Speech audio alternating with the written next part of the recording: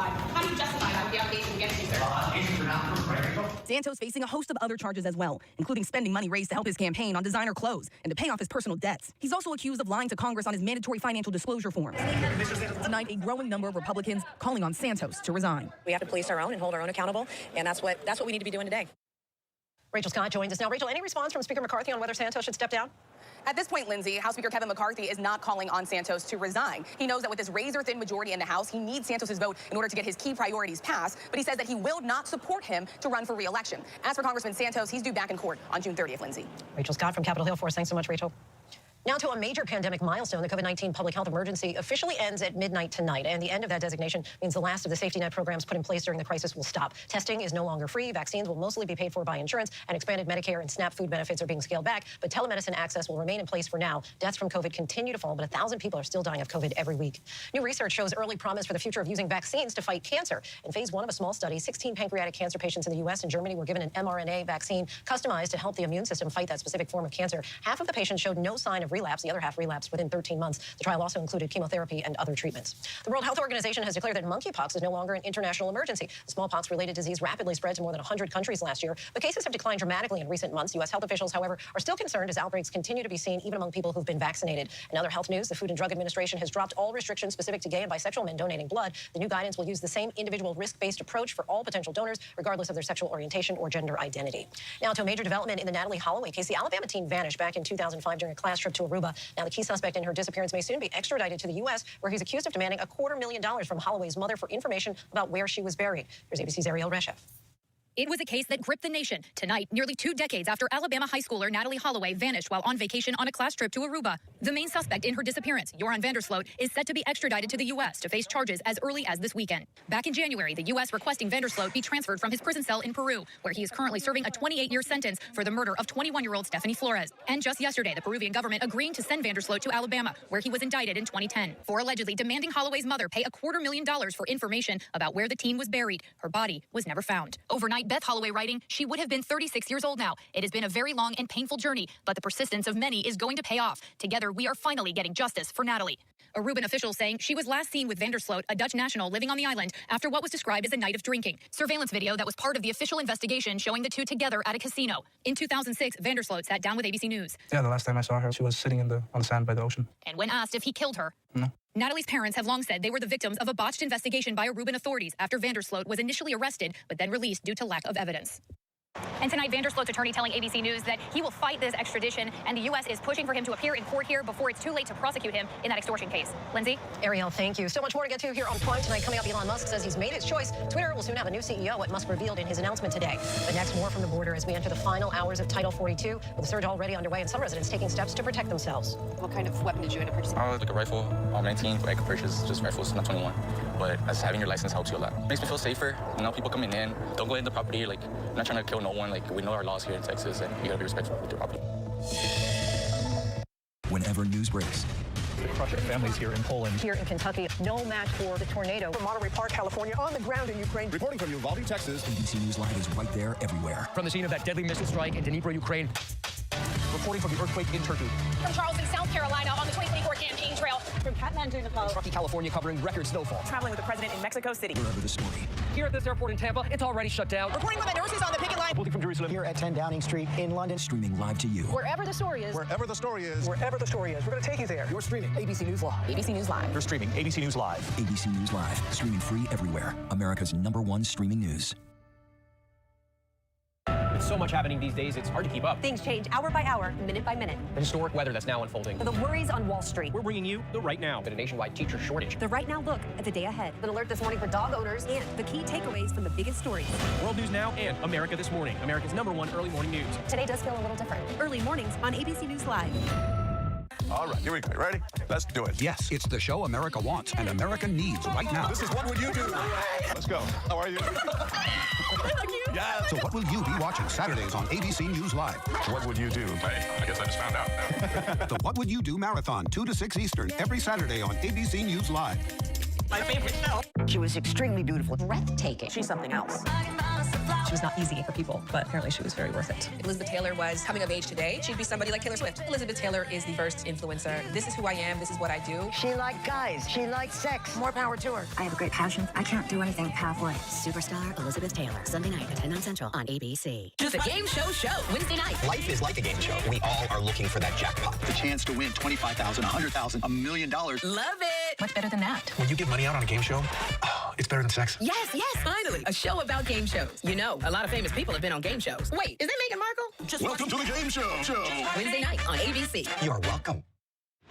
Reporting from New York, I'm Monica Sarabdi. Wherever the story is, we'll take you there. You're streaming ABC News Live.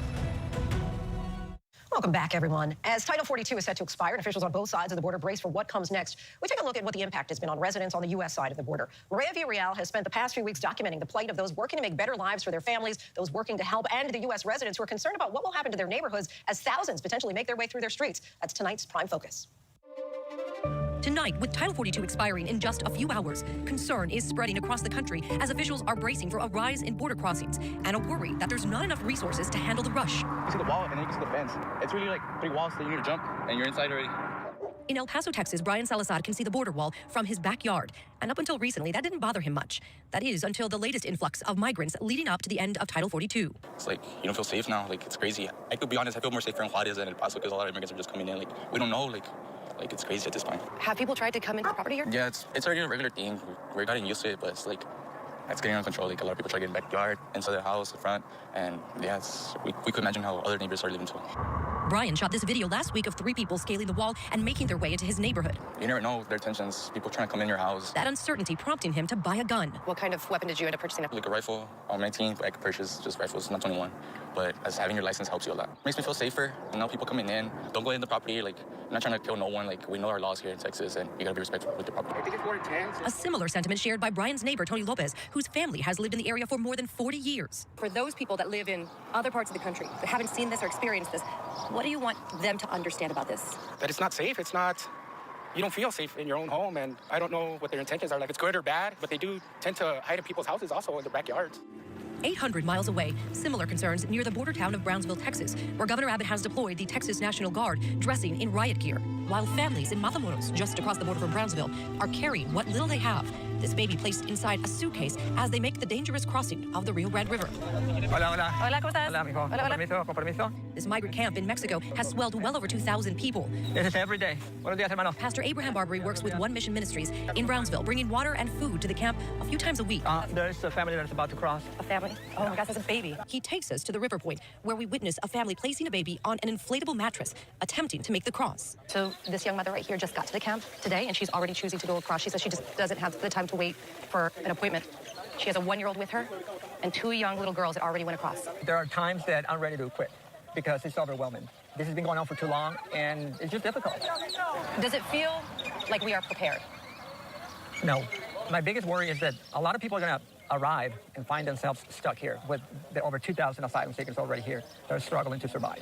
Title 42 was meant to slow the flow of migrants by allowing Border Patrol agents to quickly expel them back to their home countries or Mexico without allowing them to request asylum. Agents say it's been a useful tool used over 2.8 million times in the last 3 years. But the policy was put in place based on COVID restrictions that are no longer around. So agents will continue using Title 8, an established immigration policy that comes with stiffer penalty while allowing some migrants to request asylum. The need here is enormous. Major Sean Snorrid is in charge of the more than 900 Texas National Guardsmen assigned to the El Paso sector. They help set up this wire along the river, armed with rifles and dressed in military fatigues. They're often stationed in places along the border where there is no federal presence, but they aren't allowed to detain migrants and in most cases have no arresting power. I tell my soldiers this all the time, right? Treat the migrants with dignity and respect. They're human beings just like we are, right? They're looking out for their families, right? But they don't have the information that they need. Under Title 8, there's a consequence, and under Title 42, there was not. And we need to be out here at our concertina wire informing the migrants of this so they have the chance to turn back now. What is the long-term plan here? Could you be here for weeks, months at a time? Yes, ma'am, absolutely. So we are prepared to be here indefinitely because everybody has a theory about what's going to happen when Title 42 ends, but nobody knows. Over the last 6 months, this area around Sacred Heart Church near downtown El Paso has become a magnet for migrants, many choosing to sleep here while they work out their travel plans. Bishop Mark Seitz says as the group has grown, so have frustrations. We're tired. We're tired. We've been receiving large numbers for a long time as a community, and it's stressing our resources and, in some cases, the charity of the members of our community. I would say there is a basic, fundamental appreciation for their plight.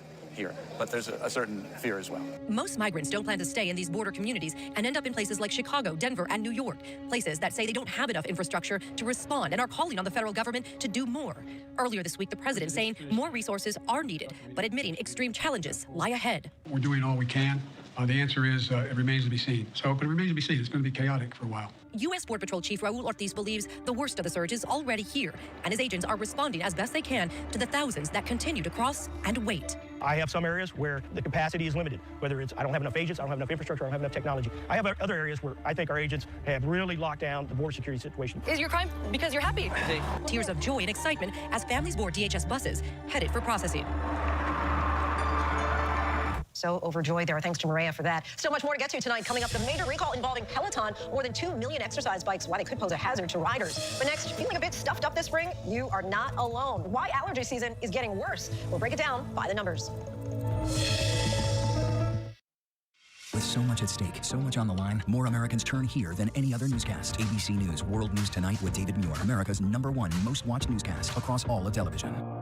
This is ABC News Live. The crushing families here in Poland. At refugee centers. In Putin's Russia. On the ground in Ukraine. Close to the front line. From the capital, destructive Cat 4 storm. Along I-5. Boston is in the bullseye. Let's go. ABC News Live, America's #1 streaming news. Anytime, anywhere. Streaming 24/7 straight to you for free. Thank you for making ABC News Live America's #1 streaming news. From America's #1 news comes the all-new ABC News app. Breaking news, incredible video, faster, smarter, and customizable to your interests. If you love being in the know, you're going to love this. Experience the all-new ABC News app. Download it now. This is where the newsmakers come first in the morning to be heard. America's #1 morning show. How would your mom feel about your relationship with your brother now? I can't imagine what it feels like to go from $20 billion to $100,000. Yeah. Are you worried about going to jail? You write that you had low-grade depression. How'd you get out of that? Wherever the story, ABC's Good Morning America is right there. Brooke Shields, the most photographed woman in the world. A sexualized child model. Exploitation. What happened to her isn't really about her, it's just about women. I let myself be vulnerable, and this is the first time I've ever spoken about what happened. I thought my one no should have been enough. You know. When someone like Brooke Shields talks about it, it makes a difference. I'm amazed that I survived any of it. With so much happening these days, it's hard to keep up. Things change hour by hour, minute by minute. The historic weather that's now unfolding. The worries on Wall Street. We're bringing you the Right Now. The nationwide teacher shortage. The Right Now look at the day ahead. An alert this morning for dog owners and the key takeaways from the biggest stories. World News Now and America This Morning. America's #1 early morning news. Today does feel a little different. Early mornings on ABC News Live. I feel like the weight of the world is on my shoulders. I've seen a lot. I've been through a lot without ever having a chance to share my side of the story. Aaron Carter's life story in one sentence. The drugs, the drinking, everything goes back to tragedy. Just know I've turned it around, and I've got a lot to say. There's always two sides to every story. All right, here we go. You ready? Let's do it. Yes, it's the show America wants and America needs right now. This is What Would You Do? Let's go. How are you? So what will you be watching Saturdays on ABC News Live? What would you do? Hey, I guess I just found out. The What Would You Do Marathon, 2 to 6 Eastern, every Saturday on ABC News Live. My favorite show. Reporting from Atlanta, I'm Steve Sadi. Wherever the story is, we'll take you there. You're streaming ABC News Live. Welcome back, everyone. Some bad news tonight for the more than a quarter of Americans who suffer from seasonal allergies to pollen and mold. Climate change is bringing in earlier, longer, and overall worse allergy season, according to a report by the advocacy group Climate Central. Here are the ugly details by the numbers. Allergy season is at least 15 days longer now than it was in 1970, based on the number of days between the last freeze each spring and the first freeze each fall. In 31 cities, the season has lengthened by at least a month, most notably Reno, Nevada, where it's now 99 days longer than it was back in 1970. Overall, the freeze-free season lengthened the most in the western U.S. by 27 days. In the southeast, the season is 16 days longer, and it's 15 more days in the northeast. There are 14 more potential allergy days in the south and 13 more in the central U.S. There were a few exceptions. Denver's freeze-free season was 15 days shorter than it was in 1970. The season dropped 9 days in Charlotte. And if a longer allergy season isn't bad enough, another study found that with the longer growing seasons, pollen counts increased by 21% from 1990 to 2018. One final note on the Climate Central study. It did not include cities in the deep south and parts of California where they do not experience freezing winter temperatures. And we still have lots more ahead on Prime tonight, including jury deliberations underway in the Lori Vallow case, the Idaho mom accused of killing her 2 youngest children, and a romantic rival. Plus, the FBI and artificial intelligence collide in a new suspense thriller. We talked to the star Kate Mara about her new series, Class of '09. What does it take to be America's #1 news? It takes asking the straightforward, tough questions. Do you believe that Donald Trump should ever be president again? How would your mom feel about your relationship with your brother now? I can't imagine what it feels like to go from $20 billion to $100,000. Yeah. Are you worried about going to jail? You write that you had low-grade depression. How'd you get out of that? The news-making interviews. You said that there were 6 friends, one of them was sick. Yeah. Do you have future political aspirations? Going to the front line. The search for survivors. How does this war end? And getting to the heart of the story. Thank you for being here. We'll be here for the long run. ABC News, #1 in the morning, the #1 newscast, #1 in daytime talk, Friday nights, Sunday mornings versus the competition, and the #1 streaming news. Thank you for making ABC News America's trusted, straightforward first choice. With so much happening these days, it's hard to keep up. Things change hour by hour, minute by minute. The historic weather that's now unfolding. The worries on Wall Street. We're bringing you the Right Now, with a nationwide teacher shortage. The Right Now look at the day ahead. An alert this morning for dog owners and the key takeaways from the biggest stories. World News Now and America This Morning, America's #1 early morning news. Today does feel a little different. Early mornings on ABC News Live. This is ABC News Live. The crush of families here in Poland. At refugee centers in Putin's Russia. on the ground in Ukraine. Close to the front line. From the Capitol, Destructive Cat 4 storm. Along I-5. Boston is in the bullseye. Let's go. ABC News Live, America's #1 streaming news. Anytime, anywhere. Streaming 24/7 straight to you for free. Thank you for making ABC News Live America's #1 streaming news. I feel like the weight of the world is on my shoulders. I've seen a lot. I've been through a lot without ever having a chance to share my side of the story. Aaron Carter's life story in one sentence. Drugs, drinking, everything goes back to tragedy. Just know I've turned it around, and I've got a lot to say. There's always two sides to every story. Get ready, America, every Friday. The hottest trends, styles, and must-have. What's the right stuff to buy right now? I really love that. It's time to buy the right stuff. Yes, and save big time, too. The right stuff. Fridays on GMA. You're going to love it. 13 women opened their doors to the man who would end their lives. Truth and Lies, The Boston Strangler, the new true crime podcast series. Listen now wherever you get your podcasts and watch Boston Strangler, starring Keira Knightley, streaming on Hulu. Closing arguments in the Lori Vallow murder trial, a major recall involving Peloton bikes that could be dangerous, and the soccer star suspended amid a gambling investigation. Those stories and more in tonight's rundown. A new CEO is coming to Twitter. That's according to Elon Musk himself. He did not name the new top boss, but said that she would be starting the job in about 6 weeks, while Musk transitions to a new role as executive chairman and chief technology officer. Since buying Twitter in October, Musk has made a number of major changes and cut roughly 75% of its workforce. The Tesla and SpaceX CEO said in December he would step down at Twitter once he found someone, quote, foolish enough to take the job. The jury beginning deliberations after closing arguments in the trial of Lori Vallow Daybell. The Idaho mother and her husband Chad were both charged in the 2019 murders of their two children, Kylie Ryan and Joshua Vallow, in an alleged doomsday plot. Prosecutors say Lori also conspired in a plot to kill Chad's ex-wife, the late Tammy Daybell. Lori could face up to life in prison if found guilty. Another name change at an American military base named for a Confederate general. What was Fort Benning is being renamed Fort Moore. The new name in honor of Lieutenant General Harold Moore, who served in World War II, Korea, and Vietnam, and his wife Julie, a lifelong Red Cross volunteer who also worked to improve services for military families. The naming of this post in honor of Pal and Julie will serve as a beacon to inspire the many young men and women who follow them with honor, integrity, and allegiance in service to the country. A Michigan school district banning students from bringing backpacks into school until further notice after multiple students were found carrying firearms. Grand Rapids Public Schools made the announcement after a loaded handgun was confiscated from a third grader Wednesday. District said it was the fourth time this academic year a student was found with a gun on school grounds and the second time in 2 weeks. Police say they expect criminal charges in at least 2 incidents, but not against the children. 2 million Peloton exercise bikes that became nearly ubiquitous during the pandemic, now under recall. The Consumer Product Safety Commission says the bike's seat post assembly can break during use, causing riders to fall and get hurt. The recall impacts bikes sold from January 2018 till now. Peloton says there are 35 reports of seat posts breaking out of more than 2.1 million bikes sold in the country. Consumers are advised to immediately stop using their Pelotons and contact the company for a free repair. A Major League Soccer player has reportedly been suspended in connection with a gambling investigation. The Colorado Rapids said the player, identified by ESPN as Max Alves, was placed on leave pending the investigation. ESPN reports that Brazilian prosecutors charged 16 people, including 7 professional soccer players, with alleged match fixing. Brazilian outlet O Globo reports that Alves was part of the investigation and appeared to accept $12,000 to commit a yellow card in a September 17th game against the LA Galaxy. Alves received the yellow card 90 seconds after entering that game. Artificial intelligence is taking over our current reality, but what does AI look like within our criminal justice system? In the suspense thriller Class of '09, a group of FBI agents grapple with the changes within the justice system because of AI's impact. The limited series focuses on the true nature of justice, humanity, and how the decisions we make can change our lives forever. Take a look. I've overseen changes to the way the Bureau operates. We don't spy on our own. Sometimes we have to. It's not your job to protect me from the world. That's my only job. I can try and make this right. Super suspenseful there. Joining us now is one of the stars of the show, Kate Mara. Kate, thank you so much for joining us tonight. I want to just dive right into your character of Amy Poet. And she was a nurse who became an undercover agent, who was considered to be one of the best undercover agents, if not the best. What drew you to that character? Well, I think your description of her drew me to playing her. You know, when I read it, Brian Tyree Henry was already attached to play Teo, and I was really intrigued by their relationship and their dynamic. You know, I haven't played a character like Poet before.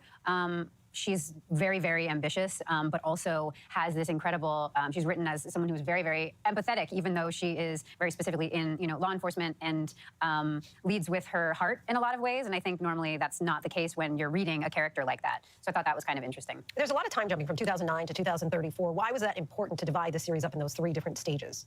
I mean, that's how it was written when I read the first couple episodes a while back. I thought it was really well done. When I read it, it weaved these 3 storylines in a very specific way. And normally when you're in a series or in a movie, you're usually just playing a character at one specific age. Maybe it goes by a couple years, but never this long. And so that was fun to explore someone and how much they change between those 3 different ages. And life obviously changes a lot for people in that time period. When we talk about artificial intelligence, and that's something that's regularly bandied about in our conversations, when you think about it, if it really were applicable in our criminal justice system now, like what you see in the show, if that were our reality, how concerned would you be? I mean, pretty concerned. I think it's definitely could be looked at as a cautionary tale. A lot of things happen in the show. I won't give anything specific away, but a lot of things happen where, it shows what would happen if decisions are made before anything real happens, and if it's just a computer making all of those decisions, obviously there's going to be a lot of mistakes. But yeah, I mean, it's definitely scary because we filmed it a year ago, and so much has changed already in our world.